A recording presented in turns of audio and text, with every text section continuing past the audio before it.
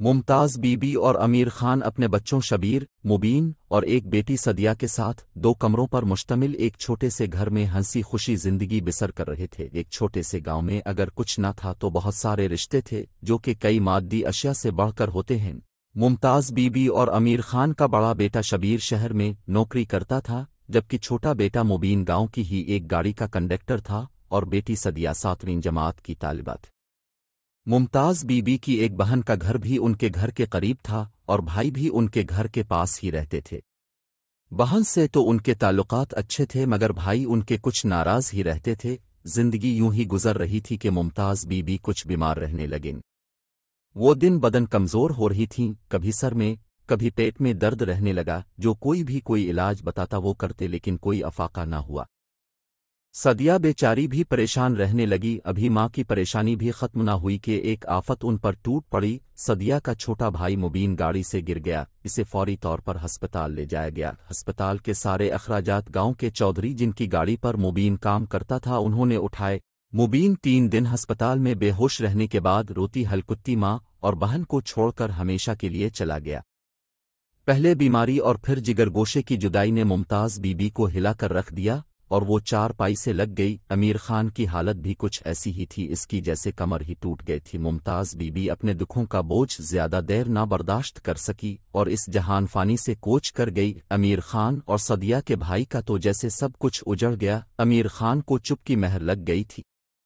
وقت کا پہیہ چلتا رہا اور رمضان کا مہینہ آ گیا۔ پہلے تو صدیہ آس پڑوس سے کھانا وغیرہ بنوا لاتی، لیکن اب تھوڑا مسئلہ ہو گیا۔ وہ اگر اتنی چھوٹی نہیں تو اتنی بڑی بھی نہیں تھی کہ گھر کی ذمہ داریاں اٹھا سکتی۔ امیر خان اندر ہی اندر بیوی اور بیٹے کے غم میں گھل رہا تھا۔ سو بھی ممتاز بی بی کا چہلم ہی گزرا تھا کہ امیر خان بھی سفر آخرت پر روانہ ہو گیا۔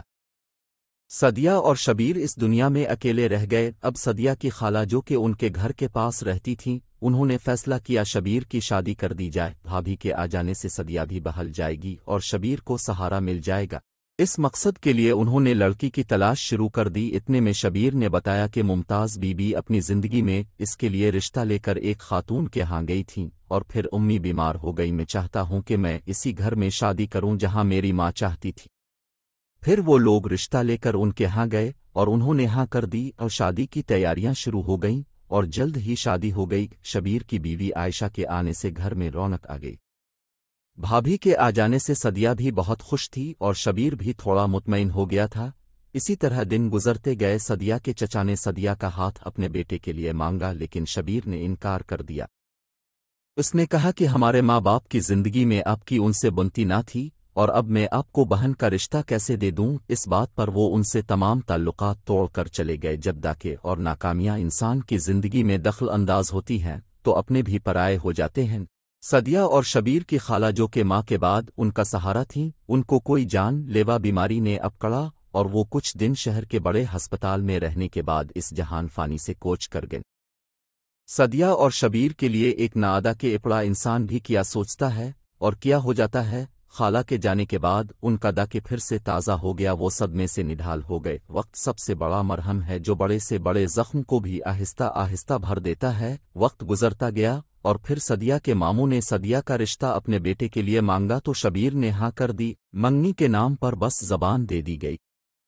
اس کے بعد صدیہ اور اس کی بھابھی عائشہ شبیر کے ساتھ شہر چلی گئیں جہاں پر شبیر کام کرتا تھا۔ عائشہ اچھی بیوی اور اچھی بھابھی ثابت ہوئی۔ وہ صدیہ کو کھانا پکانا اور گھرداری سکھاتی اور جلد ہی صدیہ کے ساتھ گھل مل گئی۔ جب کبھی شبیر کو ملازمت سے چھٹی ملتی وہ صدیہ اور عائشہ کو لے کر گاؤں آتا، جہاں پر اس کے ماں باپ اور پیارے بھائی کی یادیں تھیں جنہیں وہ بھلا کر بھی نہیں بھلا سکتے۔ شبیر اور صدیہ کی زندگی میں اگرچہ پہاڑ جیسے ڈاکے آئے تھے اور ان کی زندگی داہوں کی داستان تھی، لیکن انہوں نے صبر کا دامن نہ چھوڑا۔